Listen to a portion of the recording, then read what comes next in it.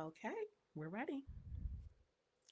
What it do, Black people? Welcome back to another episode of the Melanin 360 podcast.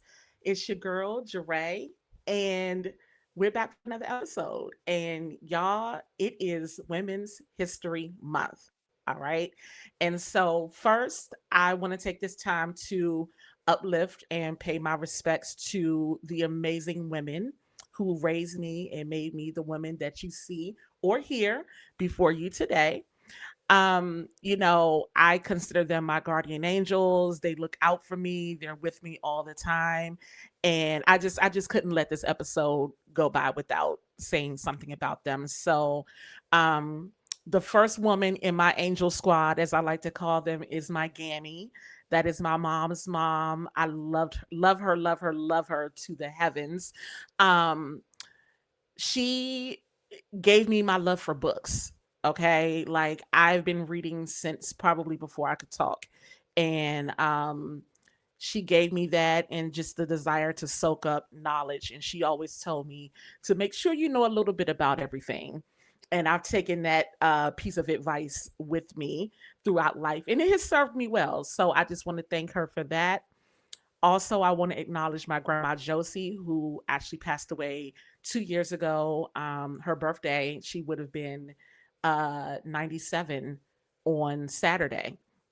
So I just want to, shout her out. My grandma Josie was the quintessential old school grandma.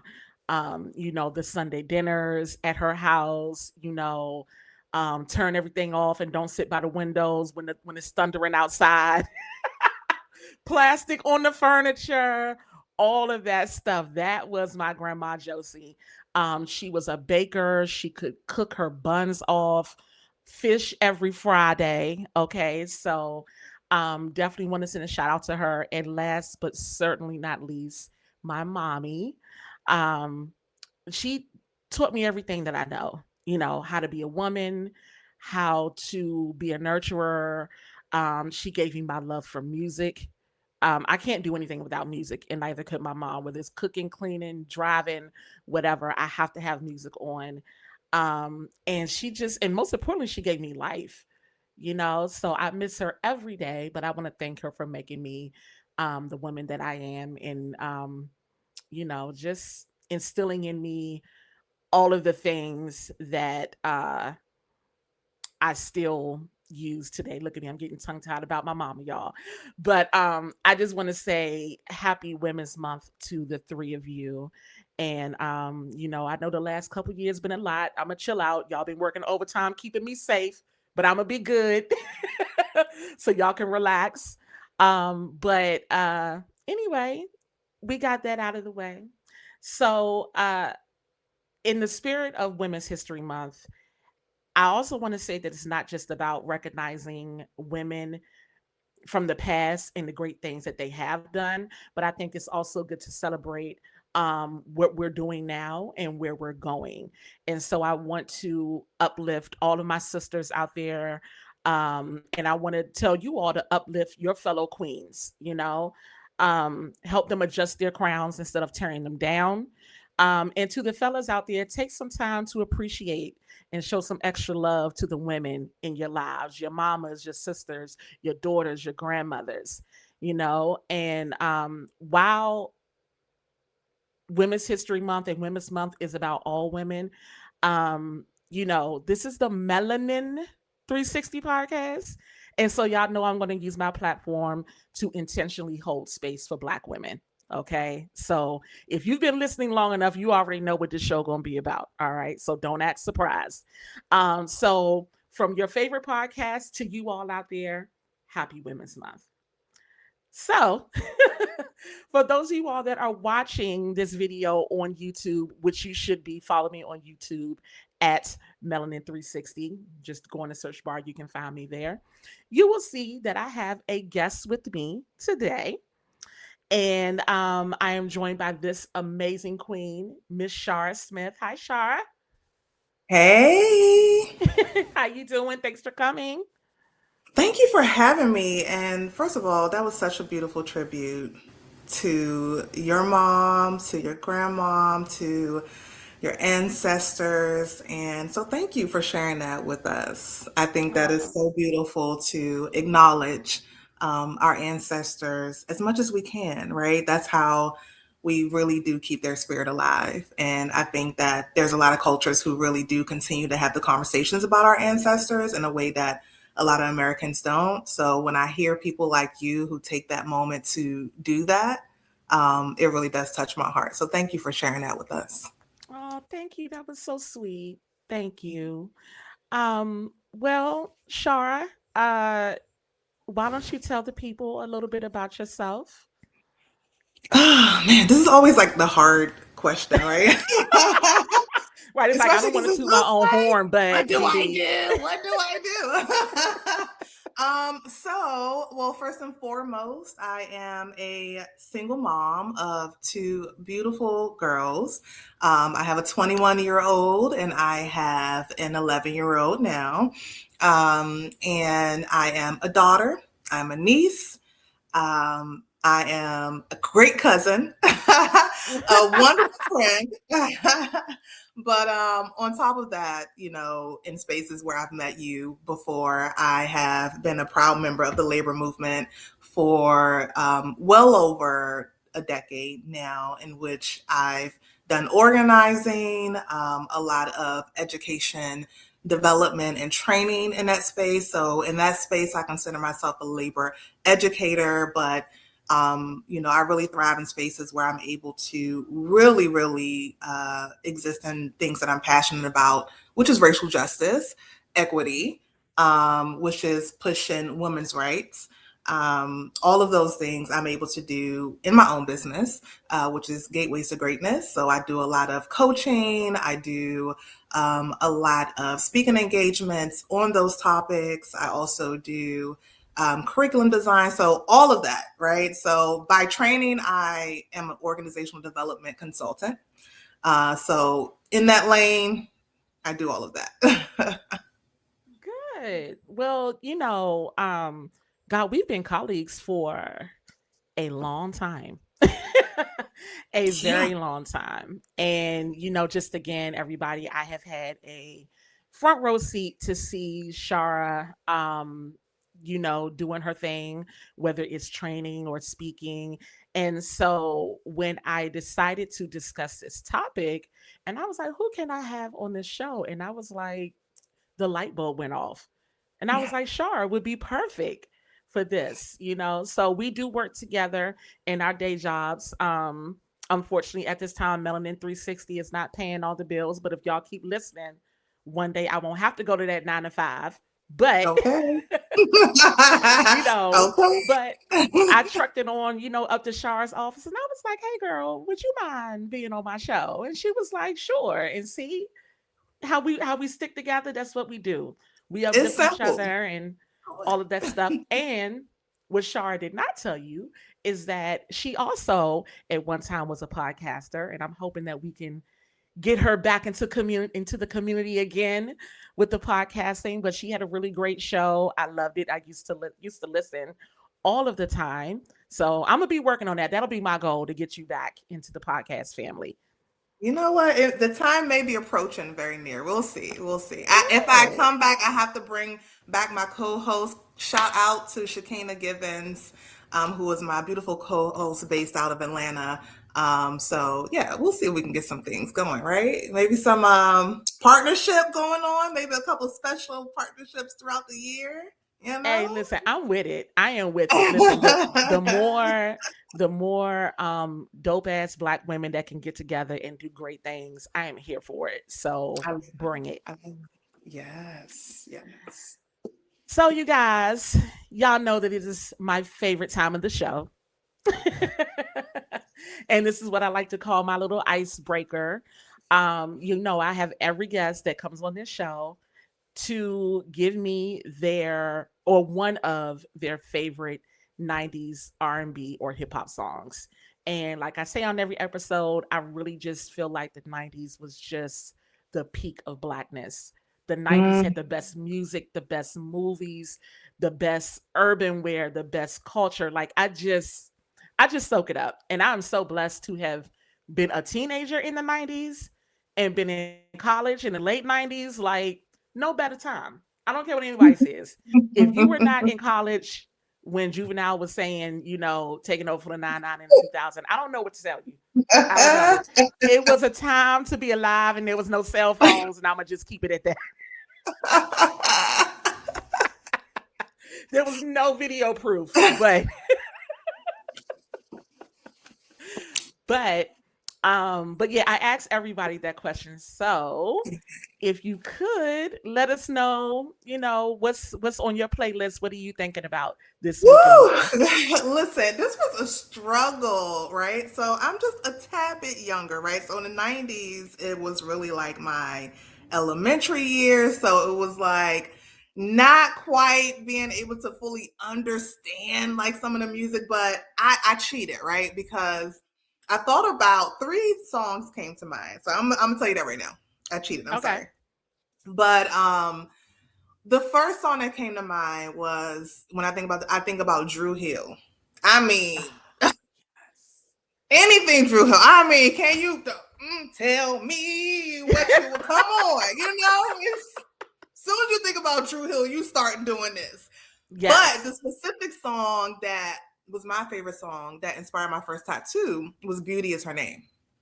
So that Okay. song is such a special song to me. But I'm just going to stick to two. The second song that really stuck to me was God's Property. Like I know it's not an R&B or rap song, but God's Property, specifically Stomp. One, because at one point I had moved with my dad and my stepmom, and I was not allowed to listen to secular music. So Mm. Stomp was like close enough, like it was Mhm. straddling the line where it had a little beat to it. But also because it was like it brought me back to when I think about Stomp, it brings me back to like a point in my childhood where I really started to find my tribe. And I say that because my teacher at the time had started this gospel group, and we were in the fifth grade, and the group was full of kids who were Christian, right, or who parents Mhm. were Christian, who had an interest in singing and knowing the gospel. And at that time, I was, in that phase. But we were almost like the outsiders, right? And I never felt like I was like one of the cool kids, the popular kids. But finally, I had a group who understood me, right? We were smart, we were the nerdy kids, whatever you want to call it. But for the first time, I really felt like this is my tribe. Like I have a whole clique. I just don't have like one friend. And we were in there dancing and singing the stomp. And like we did a performance to stomp. So like that song will always hold a special place in my heart. You know what? I love that because I remember when God's Property first came out, and honey, the olds was up in arms. What is this? This is not glorifying the Lord. What is going on? This the devil's music. And Yes. I grew up in a Southern Baptist church, Okay. basically an all black congregation with a white pastor. Whoa. Whoa. Okay. So what happened was, just to give a little bit of background, the church was originally predominantly white, obviously before I was born. Okay. And the neighborhood changed throughout the late 80s and into the early 90s. The neighborhood changed, white flight, all of that. Yes. The Yeah. pastor didn't leave. And so the congregation became more black. The younger black people that were there started to have children, like my parents. Like my parents were married Mm-hmm. in that church and whatever. So then we started to get older, and they were very strict. Like a drum in the church, girl, they would have thought we'd have set on fire. Like it was, they were not doing any of that. And so when I would go to like my friends' churches that went to like AME churches and stuff like that, Mhm. and I would be amazed, like, oh, y'all get to clap your hands, you get to stand Wow. up, like, because we didn't do any of that. And so when Kirk Franklin came out with God's Property, and I remember my parents bought me the CD. I was Mm-hmm. like, I can like praise God and get jiggy with it a little bit. Like, what is going on? Like, I love it. And my parents never stopped me from doing that, but at church it was like, nope, you don't do that. You Yes. don't listen to it. Kurt Franklin, bad, devil, no. Like that's what it was. Right. You know. Right. So And yeah, it's still I that way, right? He still gets so much flack. But the he truth be told, does. And I'm like, but why? right. He has brought a lot of people to God in his own special way, right? Mhm. And it may, Mhm. like you said, it may not be the traditional kind of ways of thinking about gospel and, ministering, but he has a strong ministry. Absolutely. So, Absolutely. yeah. You know. And you know what? And you actually go down in history as the first person on the show that has picked a gospel song for their 90s album. So Hey! that's you. You have set a record. Yes. Okay. So luckily this week I ain't picked nothing too bad. Okay. But um like I said, sometimes the songs I pick have something to do with the episode. Sometimes it's just whatever is on my spirit that week. But Hmm. this week, I went with Exhale by Whitney Houston on the Mm. Waiting to Exhale soundtrack. Came out in 1995. Hmm. And I remember I went with my mom to see this movie. I probably should not have been seeing this movie at 14, I'm but about to say. back then parents was a little bit less, Yeah, it it just was was like, different.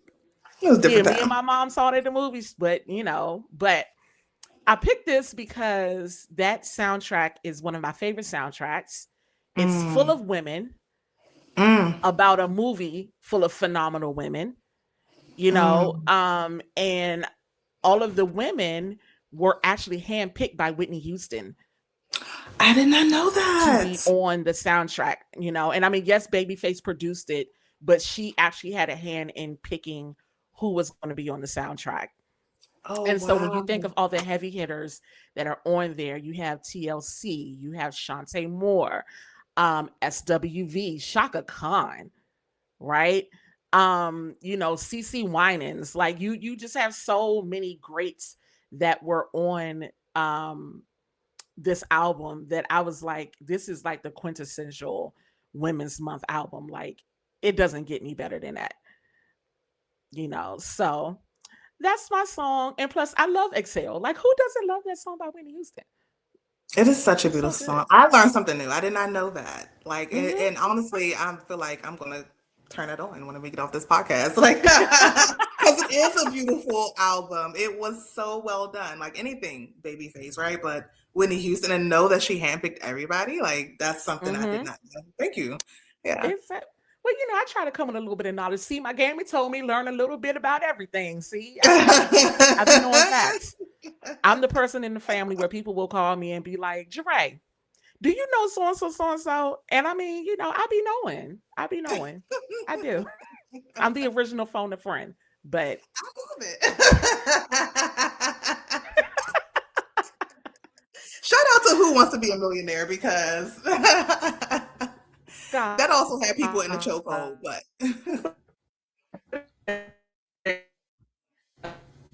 you guys.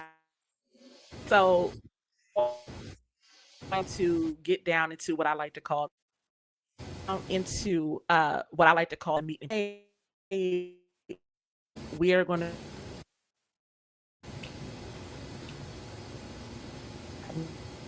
woman narrative.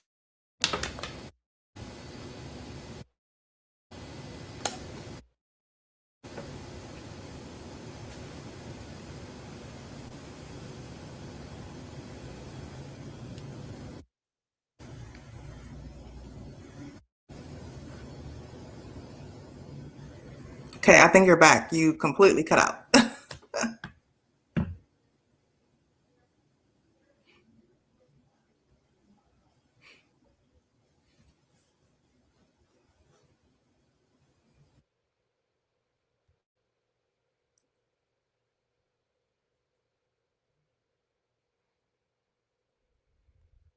Okay, you there?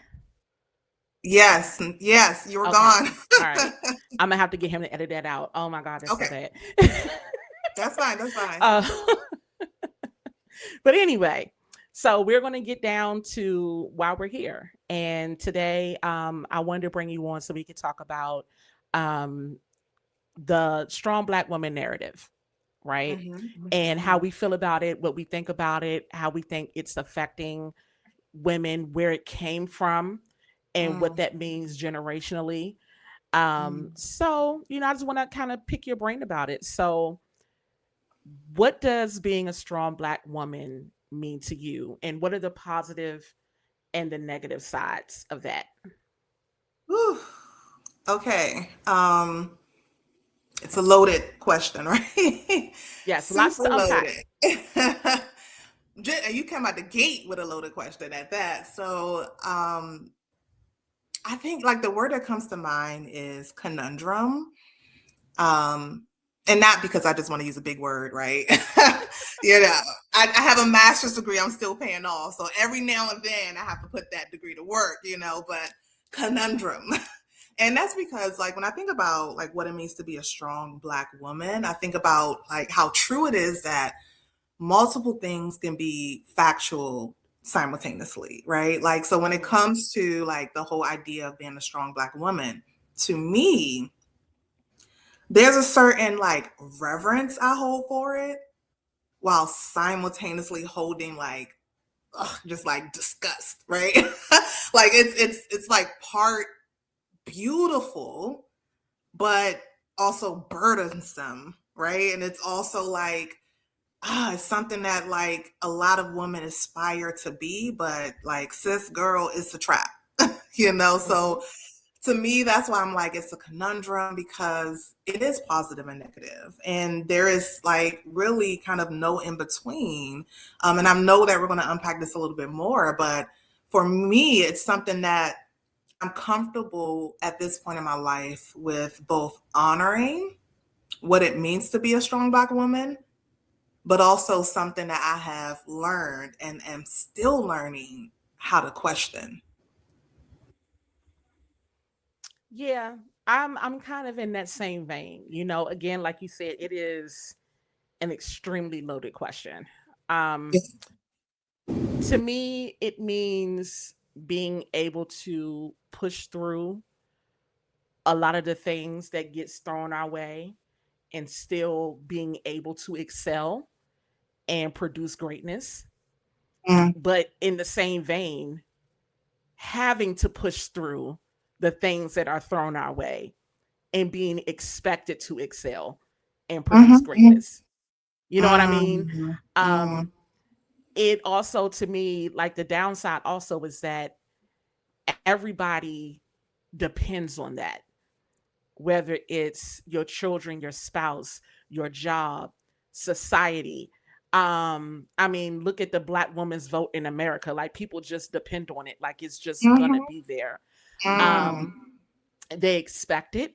And then the one time that we can't, or we don't, or we choose ourselves, then it's everybody's like, wait, what? You didn't Mhm, mhm, you didn't produce, you didn't do this, you didn't do this thing. And because Black women have so much pride, we don't like to hear that. yeah, So we just keep going. yeah. And it's really kind of funny that we're doing this episode now this weekend. I actually binge watched the entire first season of Underground. I Okay, had I've never never seen seen it. Underground before. Okay. Um, but if you want to talk about strong Black women, honey, Okay. okay, like, and that kind of goes into something that we'll talk about later, like how it's generational and where Mm. this narrative came from. But, I also think that as Black women, we do such a good job of what we do and making it look so easy Oh that people yeah. think it's easy. And Oh it's yeah. really not. Oh yeah. And Oh yeah. they don't see what we deal with and what we go through behind closed doors, or when everybody else is asleep, or when Mhm, we're, in the car driving home, mhm. having to come down from all of that. No one else sees it, but we make it look good. Yeah. Yeah. Yeah, I definitely have that experience. I think a lot of times, like I said, and I one the first way I always identify myself as I'm a mom. That's Mhm. a core part of my identity. I've been a mom since I had my first daughter when I was 17. I was young, right? So it's like at this point, being a mom is really all I know. Right? It's like I've been a mom longer than I've been almost like anything, else besides a daughter. And, a lot of times people are like, oh my gosh, like you do so much, and you're raising two kids on your own. Like, how do you do it? Like, and it's the same thing. It's like you don't know. Like I may this look easy, but you do not know the tears I've cried. You don't know the sleepless nights I've had. Team no sleep is not a beautiful thing when you actually are existing in team no sleep. You don't know the bills that have been unpaid. Mhm. So it's almost like you are expected, to actually just exist in that world without any issues when you're a Black woman. You know, I am not a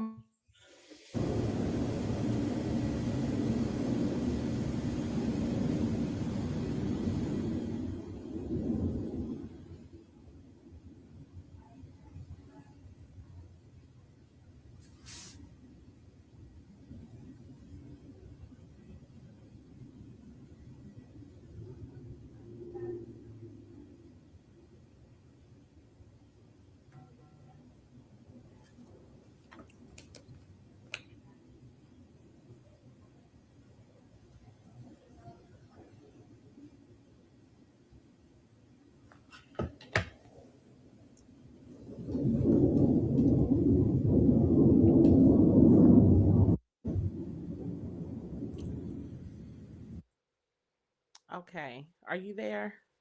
I'm here. I don't know what happened. Okay, we're just going to pick up where we left off Okay. and hopefully he can edit it. That's what we're going to do. Okay. Okay. Um yeah, so I am not a mom, but I will say that it wasn't until I got older that I really understood my mother and Mm, what she went through. And so a lot of the things that you just said um, made a lot more sense to me once I hit my 20s and 30s. Things that I didn't really understand or why she would look certain ways, or at the end of the day, she would look so drained, or mm, why certain things seemed to bother her so much that I was just kind of like, oh, it doesn't really matter. Um, it really hit me, so again, I thought about her a lot mm, when I was coming up with the idea to mm, do this show. um you know Being an older sister, I always say I'm like the manager of the family. mm, Even when it came down to dealing with my dad and his illness before he passed. And, I have a younger brother. I'm the oldest of all of my cousins. There is that, oh, Jeray got it. mm. She's going to handle it. And no one ever really stops to think about what it takes for me to handle it. Right. And it's a blessing and a curse. I'm blessed because my family felt like they can entrust me with that kind of responsibility, right? Right. But at the same time, it's tiring. At the same time, it's draining. Um, and at the same time, it's just like you just sometimes want somebody else to come in and just say, "Let me carry that for you. Let me get that for you." Absolutely. Um, but on the flip side, and we'll talk about this more later, do we allow people to do that for us? Do we feel like we can let go when people come in and say, "Let me, can I?" Because a lot of times we get real defensive, or we get real, I'm Yes. so used to carrying this stuff and doing these things. Yes. I don't need anybody's help. Correct. That is I feel like that has been a lot of Man, I say we not talk about it later, we talk about it now, right? It's unfolding because what you're saying is so powerful. And, part of the work that I do has been coaching Black women within the past 2 years. I do have my coaching certification, and I am working with this one particular group in Minnesota. And I am learning everybody in this group, this cohort, they're all older than me, right? So these are women who are in their 50s and 60s. These are women who come with such beautiful experiences. Some of them, one woman, for example, literally grew up in Mississippi, right? Like deep South. Mm-hmm.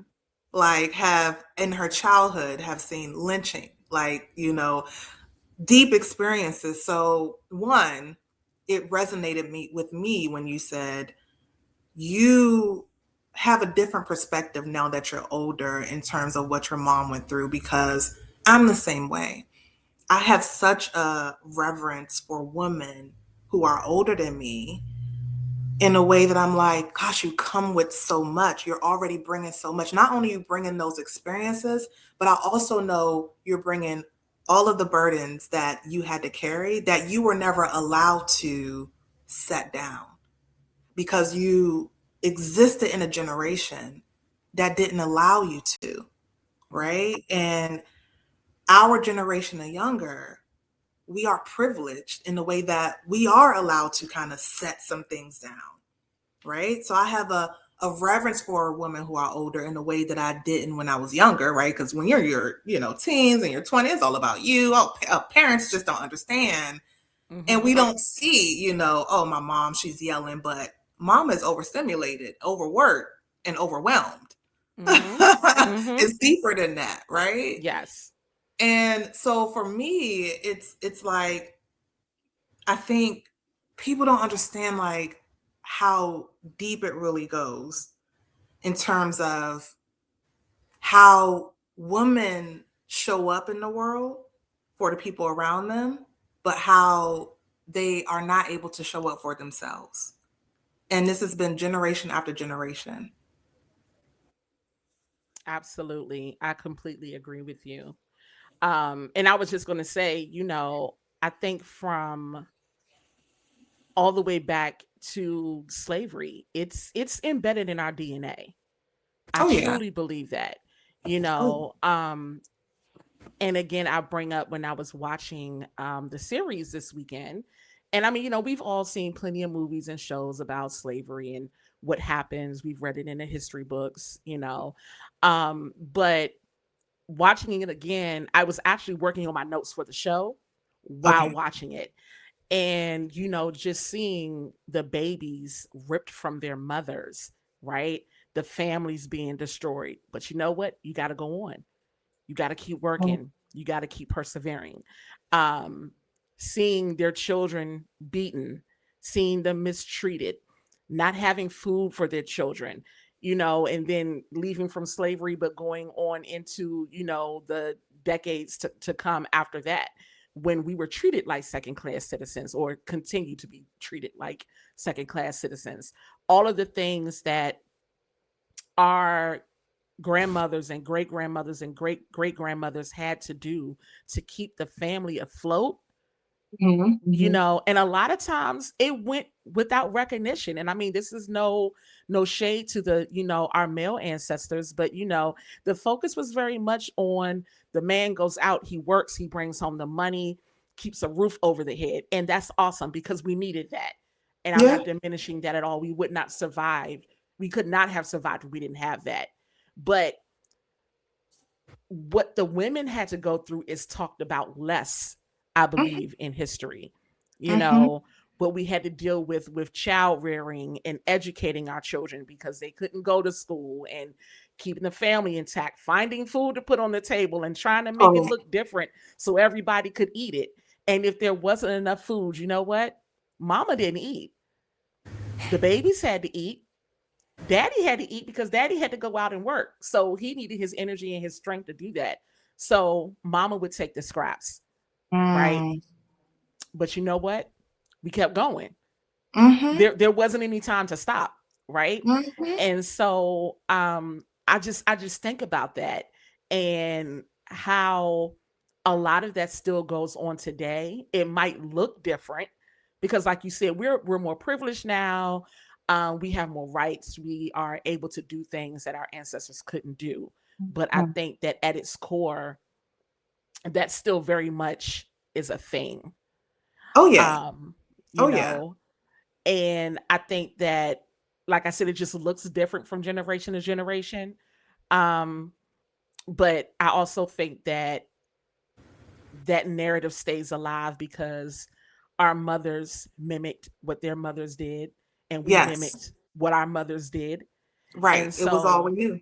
Mm-hmm. exactly. And so, what I wanted to ask you was, how do you think this has manifested in your relationship with your daughters?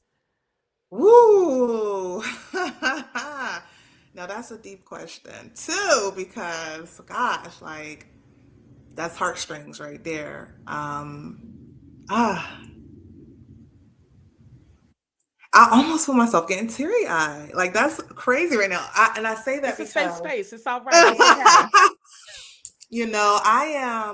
I'm approaching 40, and I've been in this, you know, since I've been in my late 40s, I've been in this weird, like, reflective space that really kind of started, and you can relate to this after my mom passed. Like, you know, mental breakdown to only build your mental back up, like that whole process. Hmm. And I think part of the kind of like breakdown and rebuilding mentally, spiritually, and emotionally, but also that time brought about a much needed pause for me. Honestly, it was the first time I really did pause since I was 17 years old. And in that pause, one of the things that came to me in my prayer time and devotion time was me questioning how I have showed up as a woman for my girls. Like this is something that like I thought about years ago, and it's something that started to like literally haunt me because I started thinking like, have my daughters really ever seen soft Shara? All they have seen is me on the go, grinding, traveling here, traveling there, like paying bills, cooking dinner. We over here, this activity, go, go, go. Right? Like I think about, you know, the mom who's like, "Oh, we're going to high tea," like we're going to have a mani patty day, right? Like, and I don't say that in a way that's like, making fun of it, but I'm just saying like, those are things that I haven't. Those are things in my mind that may like, shallowly, superficially represent softness, but it's major, right? Because those are things I have not even had to barely have time to do that for myself, let alone like plan it for my daughter. So it's like there's a certain level of, if I'm being completely honest and transparent, certain level of regret that kind of like exists with me that feels like, man, I wish I could have been able to show both of my girls more softness, that part of me. Um, but I haven't been able to, right? And so like the past year or so, I've been more intentional about how can I incorporate more of that? What does that look like? And it's a lot of me asking myself of, well, what does that mean to you? Softness may not mean going to high tea with some big hats and or doing a mani pedi. Softness for me, to be honest, over the past year has been literally, I lie to you not, allowing my daughters to see me to rest. Seriously, because I realized they have always seen me on the go. Hmm. So let me ask you this question because I suffer from this as well. Do you feel sometimes like if you're not doing something, it's wrong? Like it be feeling Yeah. wrong in my Girl, core if I take girl. a day where I'm like, I ain't doing nothing. And I'll No, start off good for a couple hours. And then by like 2 o'clock, I'm like, I absolutely. must be doing something. I need to be running an errand, straightening something, cleaning out something, prepping something, doing some notes. Like I feel like if I'm not doing something, Absolutely. I'm failing. That's how I Absolutely. feel. Right? And Right? it's a Absolutely. very innate, deep down inside thing. Mm-hmm. Mm-hmm. One, like we have, again, because we have seen our parents, our mothers in particular, always doing stuff from our grandmothers, whether it's frying a fish on Sunday, like you said, making Hmm. sure the couch is covered up and plastic down so we can slip and slide, you know what I'm saying? Or whether Or get it's stuck. turn off the lights, whatever it may be. We have always seen our grandmothers to our mothers just always on the go, right? So that's when it hit me like, oh wait, that is what I've seen. Oh, let me halt. So I have suffered with that. Again, I keep on bringing up my mother's transition because it was a transformational moment for me where a lot of things clicked. And for me after that, because it was a pause that I didn't choose. It was a pause that I feel like just God was like, okay, you're going to stop. You're going to kind of like, this next chapter of your life is going to look much different, because you needed to be that way to survive, right? You was in survival mode. And that's one of the things that I realized, that from 17 up until about 34 years of age, I was strongly in survival mode. And it looked like always feeling the need to do something. And after that, it was like, no, no. Hmm. So for me, when I say being soft in front of my girls mean I'm a rest, it means, oh yeah, there may be two big baskets of laundry in the basement that I know needs to be done, but here's my daughter right here, and she just wants to sit on the couch and she wants to talk about, you know, a book that she read. Okay, let's talk. Hmm. Hmm. And I may not get to those two baskets of laundry until next weekend. And And that's it'll be okay. fine. And it will be fine. And so for me, like, that's like having that choice and knowing that I have that choice, right? So I think that's one of the things that also separates us from our ancestors and our predecessors. Like, for whatever reason, well, at one point in history, they didn't have the choice. And as history moved on, they also chose not to. And Hmm. I think when it comes to our generation and younger, we're choosing different. And you can judge me all you want, but that's just, it's my choice, because right now my priority is, okay, how can I be more softer? And this is how I'm showing up. This is the way how I'm choosing to be softer. I'm choosing to have leisure time, something that I know that my grandmother didn't have much of. Leisure. Yes. Yes. And, actually, that really is a great segue into what I want to talk about next, which is how are we different? Not necessarily better or worse, but how are we different as millennials and zennials than our mothers and grandmothers? And a couple of things that I thought about was, this might get a little touchy for people, but the things that we have at our disposal now that Mm-hmm. they didn't back then, like divorce, right? How many of our ancestors stayed Ooh. in situations that they could not leave because women couldn't purchase houses, they couldn't get credit, or they Ah, couldn't vote, come they on. couldn't sign a lease, they could barely get a job really that paid anything, and if they did, who was going to keep them kids? And that So they wasn't that long stayed. ago, Yeah, right? it really wasn't. It Not at wasn't all. too long ago. So unfortunately, they stayed in situations that were bad mentally or physically.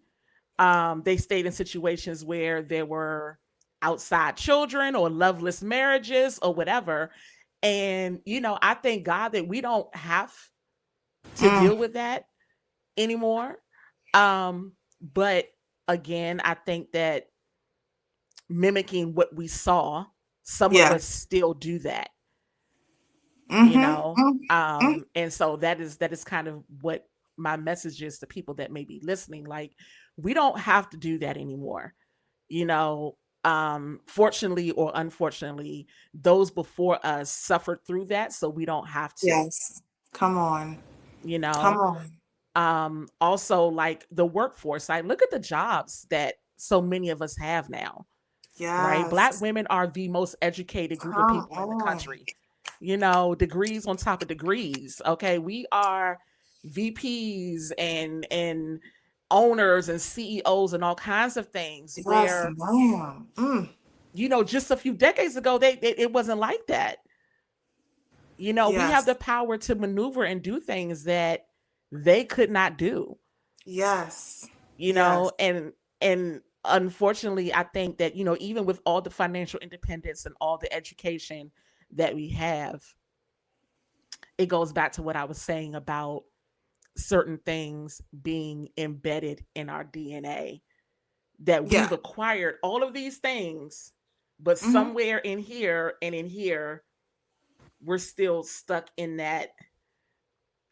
Mm-hmm. I can't afford to live the soft life. I have to do. I have to stay. I have to take care of everybody. I have to do all of these things. And we need to learn to let go. Yeah. Easier Yeah. said than done, though. Yeah. Yeah.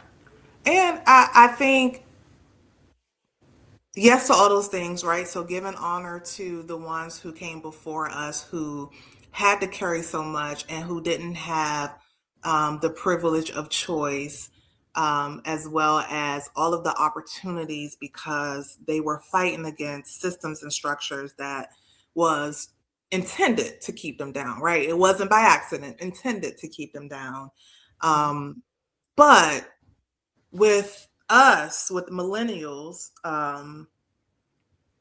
I really do, and because I really, when we talk about, when we look at the timeline and we kind of looked at when things started to shift, you have to give credit to the millennial generation, right? Mhm. That time frame, one of women who really started to come out the box and shine and start to think about, okay, what do I need to do for myself in a way that does not center men?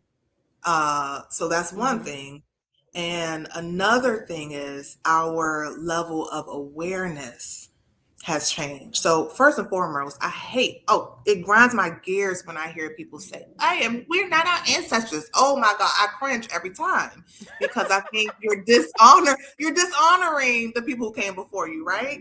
But Mhm. part of that, again, right, the conundrum is, two multiple things can be true at the same time. So yes, it is true. We are not our ancestors in the way that our level of really like dissecting things and kind of like taking ourselves out again, because we have the luxury of being able to take ourselves out to see the big picture and how we are operating the systems. Our ancestors and the people who came before us were not able to do that, right? Think about like those times. Again, me existing in survival mode from about 17 to about, early 30s. I didn't have the luxury, I didn't have the time to sit back and think about, okay, what's really going on here, right? A lot more of us now as millennials are able to do that. What's really going on here, right? And examine that. Partially also because a lot of people in our generation are taking notice of what does it mean to be a full woman outside of all the labels society chooses to put on us, including strong Black woman, because that's not the only label That. society put us on, right? There's Mhm. other, right? When we think about, there's a lot of strong Black woman is considered a trope, right? It's something that is, you know, part, you could say it's DNA, but it's a social construct. Yeah, I don't find it And as a compliment. I don't. yeah, no, it's a social construct that is some people, and girl, let's talk. Because a black man would try, black man, we love you, right? Because, and you said that when you said compliment, it was a trigger because for some reason, Black men often say that as if it's a compliment. Don't. Don't call me. Don't. Mm-mm.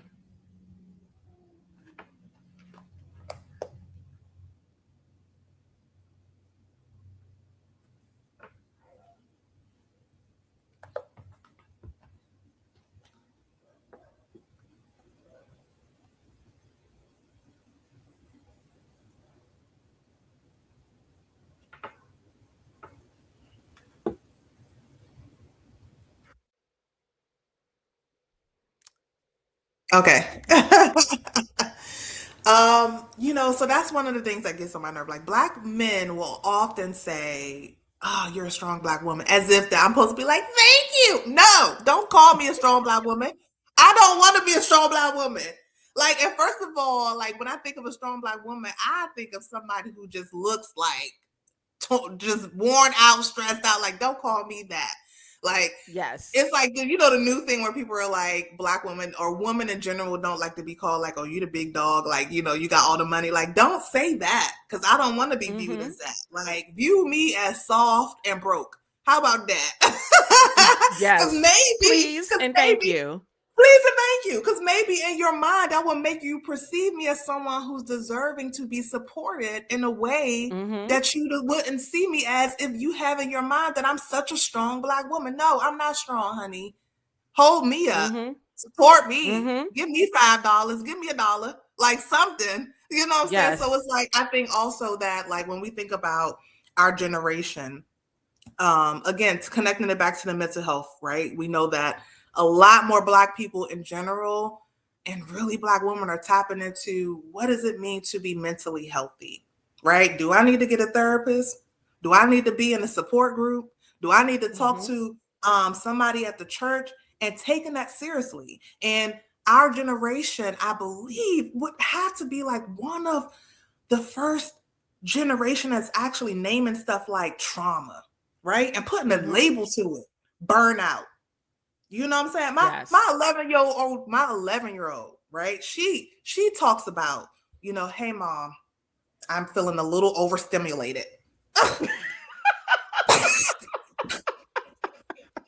Yes, queen, name it, Yes. right? So And we it's just weren't even like using the phrase overstimulated, what, like 8, 9 years ago? We weren't even using that phrase.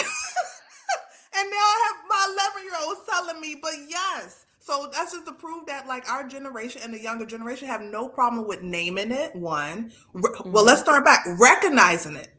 Recognizing, wait a minute, something's going on with me. I'm a little dysregulated. But then also starting to question, what does this mean? But then also saying, you know what, do I need some additional support, right? We still struggle with that, but more of us are questioning, do I need some additional support here? And then Mm-hmm. telling other people, you know what, I am a little bit dysregulated right now. I am a little bit overstimulated. I need a moment. And if you don't tell nobody, you give yourself that moment. So I think that is something that also, like that level of awareness, of recognizing it when yourself, but also just knowing like I have the power to shift it. I have the power because I'm not completely tied to certain systems that I have to 100% rely on. So I have a little bit more breathing room to make Mm-hmm. some You don't have to shifts. just sit in that feeling or Right, sit in right. that I can situation. Correct. Correct. Mm-hmm. Right. And so when we think about previous generations and how they had to navigate, like you said, not being able to have full rights, having to navigate segregation, having to navigate, you know, economic turmoil, right? We still deal with those issues. But now we also know that there are certain choices that we have that our previous generations did not have. Mm-hmm. We have options. Mm-hmm. Hallelujah. Mm-hmm. Hallelujah. Mm-hmm. And it's funny you say that. I was just at dinner with one of my girlfriends about a week or so ago, and I was telling her, I was like, I don't feel right. Like, I'm don't feel like myself at work. I just feel like a step behind on everything. Like everything just hadn't been together.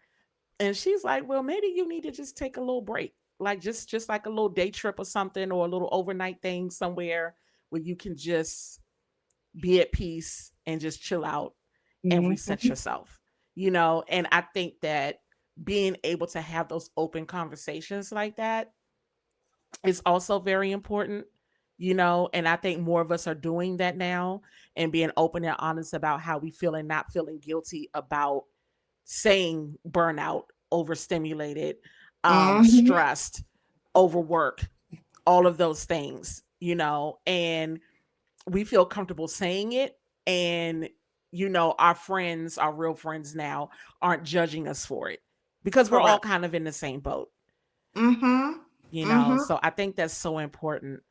Um, now another thing which kind of ties into this as well. I love how this is just flowing together. Um, a lot of us uh kind of struggle with the savior complex, right? With the whole, kind of not knowing when to rest, not knowing Oh, how to rest, not believing that we can rest because, like you said, well, if I don't do it, no one else is going to do it. And if I don't do it, it's not going to be done right. And what are people going to think of me if I don't do these things? And it's like, everybody talks about setting boundaries. We sometimes need to set boundaries for ourselves. yes. Like you said, that basket of laundry gonna be there. Ain't nobody gonna die if it don't get folded tomorrow. They're not. It's okay. Like them babies can eat nuggets tonight. It is okay. And it's okay. No, correct. Yes, and they would probably prefer the nuggets anyway. You know, they can do that. You don't have to walk the dog 2 miles tonight. He can do a Yes. half a mile and It's y'all can come okay. on back if you need to rest. You know what I mean? Yes. Yes. Um, and we need to not only do those things, but this is the part that I need to learn and work on, not feel Mm, guilty when I do them. yeah. So I've Yeah. done the work to do the things, but then I feel guilty afterwards. So now I'm laying in bed like, I really should have worked on that so and so. Ugh. Ugh, I really should have. I really should have did this, and I really should have did that. You know what I mean? So Yeah. I'm only halfway there. And you're going to get there, because here's the thing. It's when it comes to unlearning, it is a long process.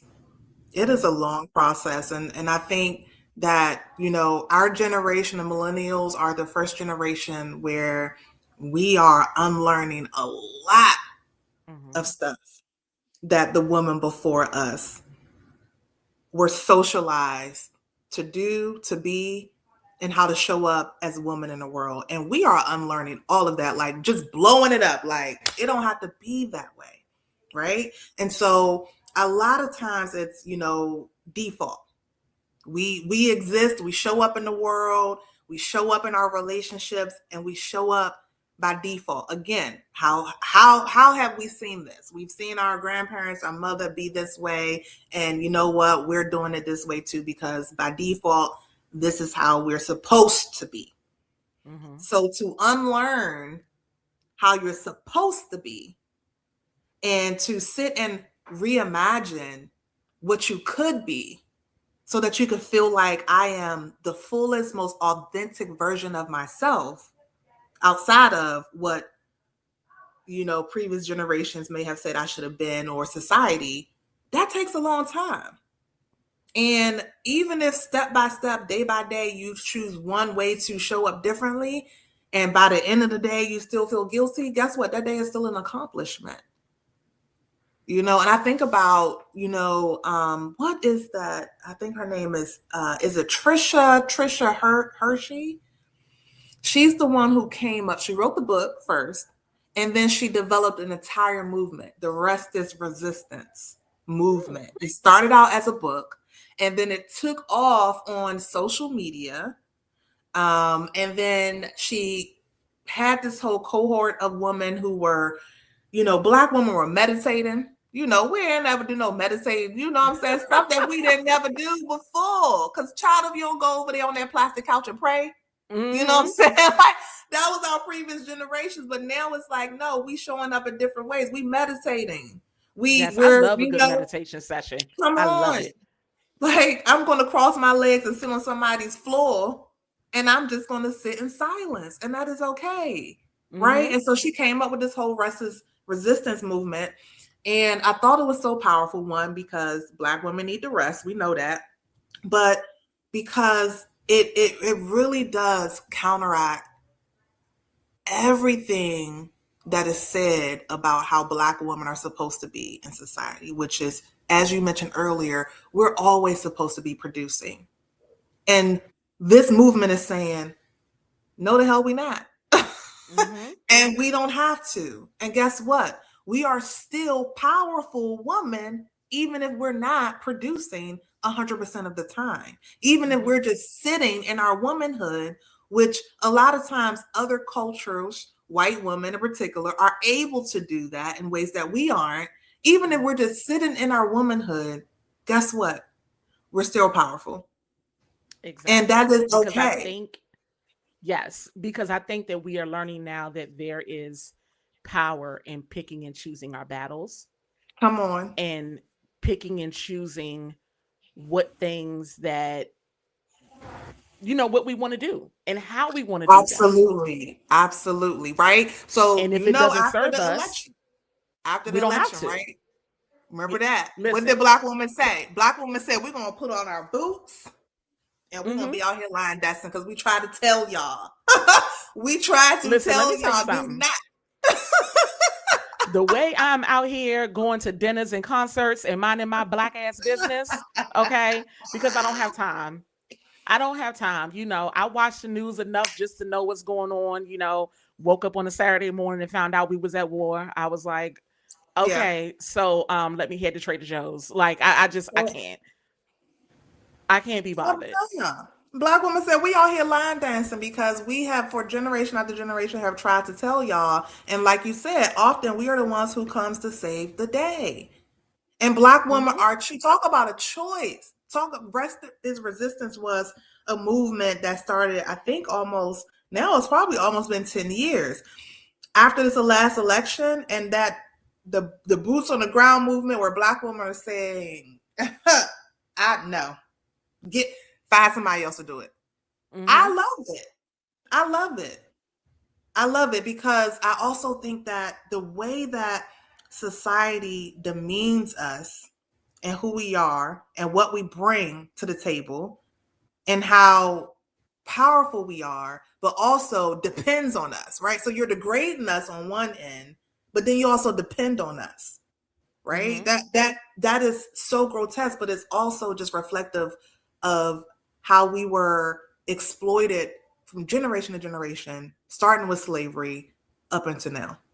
Black women have been exploited in that way where you can degrade us, yet and still you're highly dependent on us.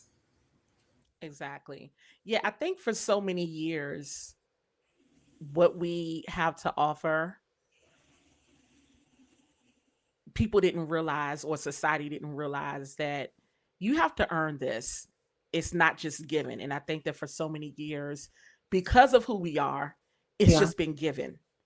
Yeah. They know they can depend on it. It's always there. You know, the black mamas is going to come in and save the day Mm-hmm. again.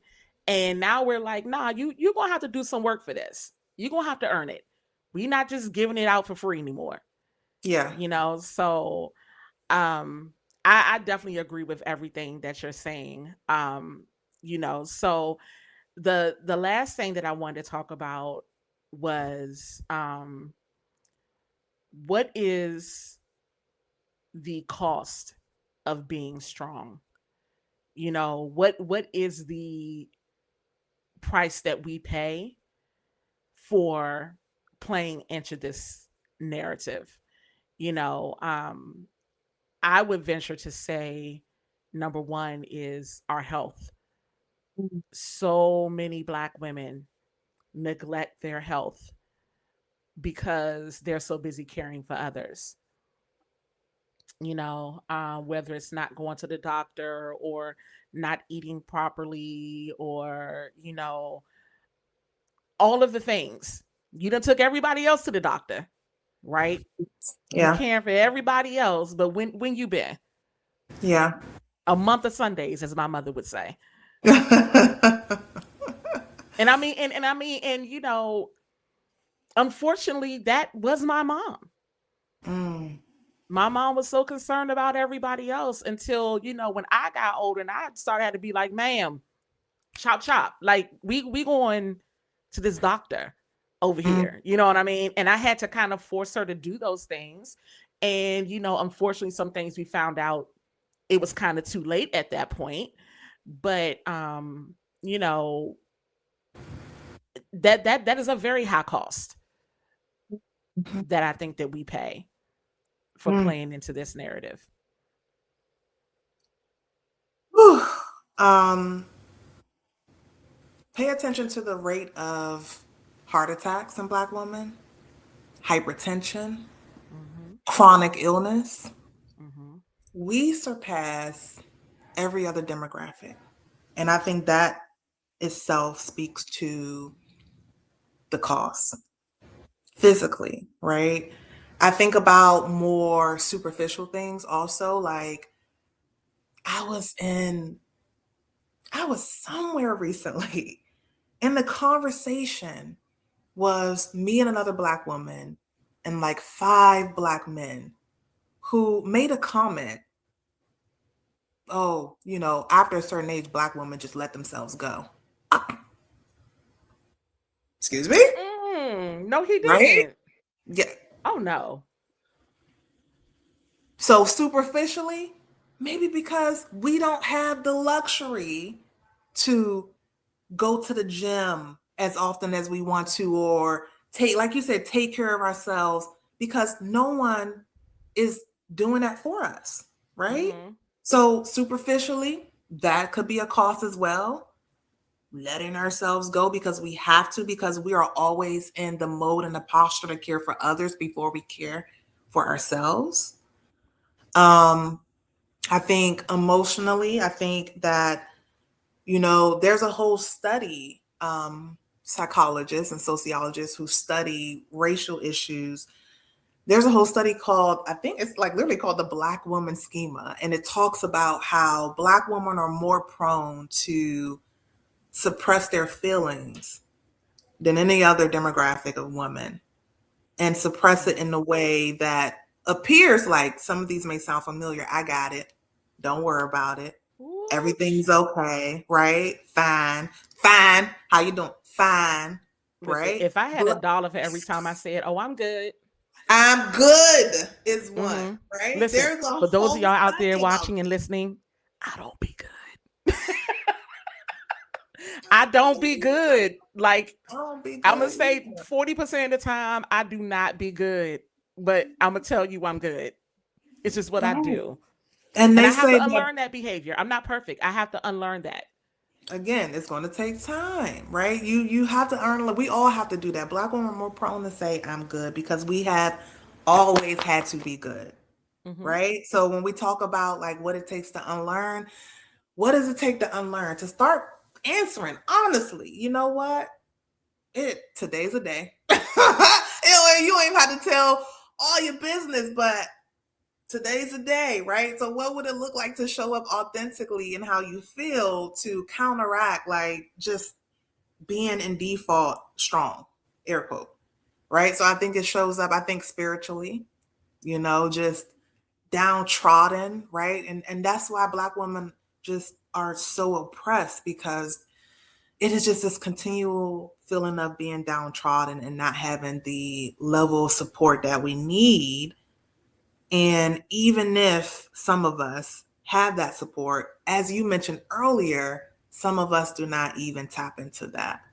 Why? Because the cost of all of this is that we then develop these trauma responses, in which now this is how I respond to even receiving help, is that Mhm. someone has given me an olive branch, and guess what? I still got it because I've existed in this mode for so long. Part of me don't even know how to open up to that.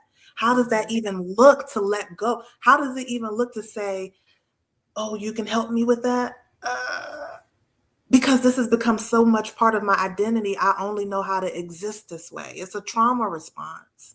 It's a defense mechanism to not allow somebody in to help at this point. That's Hmm. an additional cost. Yeah. I mean, and even, when you talk about stress and mental health and how that can actually tie back to neglecting yourself physically, you Mhm. know, stress is the underlying cause of so many conditions, right? It can cause conditions, or if you have something, stress can make it worse, Yeah. and we worry and overthink about so many things, that when you really sit back and think about it, aren't really that important, and Yes. again, we have to, like you said, learn how to let go, learn how to tap into our villages that are around Mhm. us, and if we don't have a village, create one. Find other Yes. people like you, whether it be, other moms, other parents, neighbors, friends, co-workers, whatever, and build community. You know, like I said, I have a sweatshirt that I just recently bought that says Auntie on it, right? I have, if you count all of my godchildren and nieces and nephews, it's about 20 of them. Okay. Okay. Deep, deep. I am Aunt Jeray, right? And so even though I have my own stuff going on, I Hmm. enjoy being able to be a part of the villages where, Aunt Jeray can do days, you know, mama Yeah. got to work late, I can go pick them up. It's fine. Do I Mhm. need to DoorDash some food to the house? I can do that. You know Yes. what I mean? I'll take them to the birthday party this weekend so you can get a couple hours to Oh. yourself. You know, I enjoy doing that because Mm. I had to realize that, even though I don't have children, but those are the things that people did for me when I've been sick. Like I remember when I had COVID, one of my Yeah. homegirls, she just DoorDashed a bunch of groceries to my house, you know, when I was Yes. dealing with the loss of my dad very recently, Mm. my homegirls was there, like on a dime, like no questions asked, girl, what do you need? A ride, food, sit with you, we can talk, or we can talk about nothing. It don't matter, you Mm. know. Just taking me out if I needed to go somewhere, we can drink or not drink, we can drink a lot, we can drink a little bit, like whatever it is you want to do, you know. Do you need me to pray with you? Do you need me to pray for you? What do you need? And so Yes. I really had to again unlearn, I got to do everything by myself and allow people in. And once I started doing that, the stress became a little bit less. And the more I Hmm. realized, you know what, that thing that I'd be so worried about really ain't even that deep, and it kind of goes back to, um it freed up time for me to do the things that I loved. I haven't Mm. podcasted in like 2 years. I just came back. Wow. And so when I learned to delegate and divvy some things out and let some things go, I got back to what I love.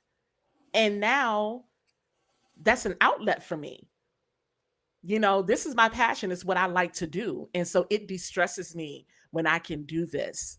You know what I mean? So I think it's important, like you said, to not just be defined by, I'm a mom, I'm a wife, I'm an employee, I am, a daughter. Yes, you are all of those things, but you can also be, I don't know, sis, a seamstress, a Yeah. hiker, a Yeah. vlogger, whatever it is you want to do, a Right. gamer, Right. whatever. Right. Right. What makes your, like, what sets your soul on fire? Like, that sounds so cliche, but it's so true, right? And it makes me think of, like, sometimes ask an older woman, right? A woman who may be in her late 50s or 60s, like, what do you enjoy doing? Sometimes you'll find like it is hard for them to answer that question Hmm. because they've never again, talk about the privilege of leisure. They never had the opportunity to really think about, well, what is it that I enjoy? Right. So I think, what you have said is just so beautifully said. Like, the moment called for you to take a step back, and that's fine.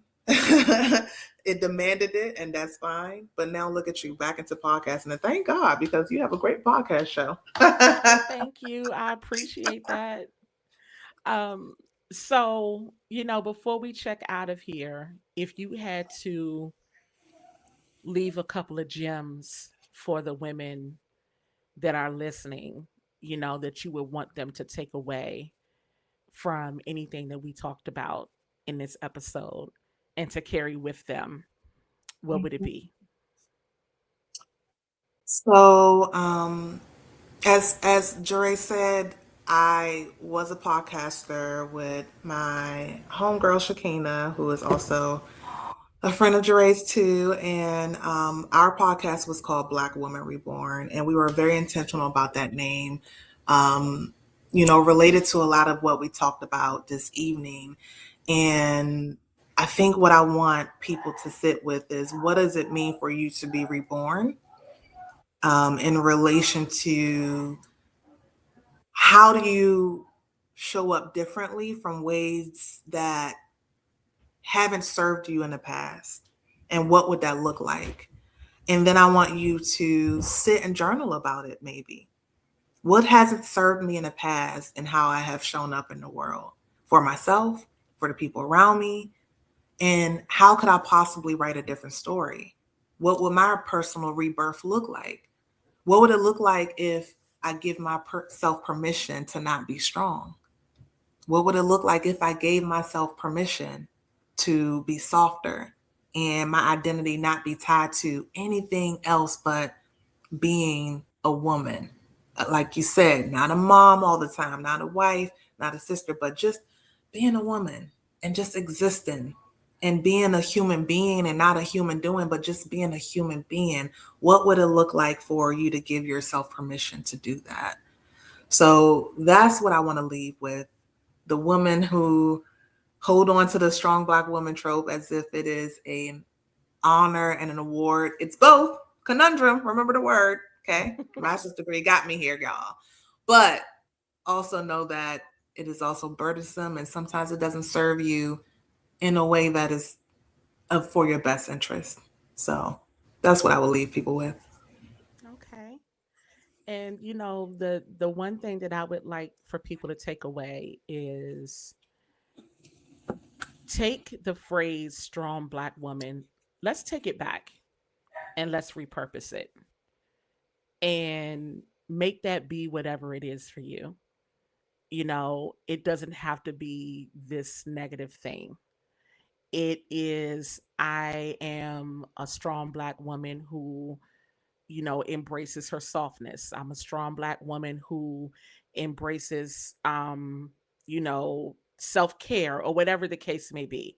Let's take it back and let's own that and make it work for us, you know. And like you said in the beginning, having time to time to yourself and taking care of yourself doesn't always mean going to a spa, or getting a manicure, or doing something wild and crazy like that, or super duper expensive. It could be taking a book and going to the park and sitting by yourself. It could be, going to a restaurant by yourself and treating yourself to a nice meal. I've done that. Listen, going out to a restaurant by yourself is tea, honey. I love doing it. Okay. It is everything. You know, um, Last summer, all my friends looked at me like I was crazy because I was like, I got to get out of DC and I want to go and be alone with some mountains and some trees. And they was looking at me like, girl, what? That ain't even you. And I went down to Virginia and I booked a tiny cabin by myself for 3 days. It was just me and a dog. And I journaled, I read my Bible, I went on hikes. I tried to start a fire and cook outside. It ain't really work, but that's another story for another day. But I say all that to say I did something out of the norm and now I love it. I love solo travel. Send me anywhere by myself. I love girl trips and I love vacations and all of that, but that is the thing probably outside of podcasting that resets me, and I think that that does make me strong to know that I can do that. I have the choice to do that. And it makes me feel good and I'm gonna do it and it don't matter what anybody else says. And I'm excited that I have the privilege to do that in a way that those before me couldn't really do. So that's my last little 2 cents that I wanted to say. But Shara, I just want to thank you so much for being my guest today and coming on the show. It was such a pleasure to have you. Um, if you want to, share more about your coaching business and things like that, and where people can find you if they like to take advantage of your services, I would really appreciate it. Sure. So I do have a website, www.gatewaystogreatness.com. That is my business website. Again, I do facilitation, I do group coaching and individual coaching specifically, intentionally for Black women, both in group setting and individualized. I do a lot of speaking too, especially recently, specifically about topics around racial justice and racial equity. So I am for hire when it comes to that. But again, you can find me on my website. And you can also Instagram Gateways to Greatness as well is my Instagram business page. So those are two ways you can contact me. Perfect. You guys, please support my girl. Let's support everybody's businesses and things like that. She is great at what she does. I promise you, you will not be sorry. So again, thank you so much for coming and don't be a stranger. I definitely plan on having you back. Maybe I'll bring you and Shakina back and we'll do a I little, would love that. Oh you know, my God. Let's do we'll it. have a little conversation. We'll figure out something good to talk about. Maybe next time we won't do such a heavy topic. We'll do something more fun. Yes. Girl, because look, I told you that had me tearing up almost. It has been a time with you. So I thank you so much for having me. Thank you for being a beautiful, amazing, and powerful Black woman who shows up so beautifully to everyone around you since the moment I met you, since like literally it's been 10 years. I know that because I've been at that organization for 10 years and you were Yes. one of the first people I met and you've always been such a powerhouse. And I really do appreciate how you show up and exist in your relationships with other Black women. So thank you, Jure, for having me and for just being who you are. Thank you so much. And to everybody else, thank you for tuning in to this episode. I appreciate you guys sticking with me and all of the love and support that you've given the Melanin 360 podcast since its inception and since I've been back in the game. I love hearing from you all. So please hit me up on the website, www.melanin-360.com. You can also find me on Instagram at the Melanin 360 podcast and on TikTok at underscore Melanin 360 and interact with me there. Send me DMs, all that good stuff. And make sure that you tune in wherever you find your podcast and on the YouTube channel. So, with that being said, I'll see y'all next episode. Peace.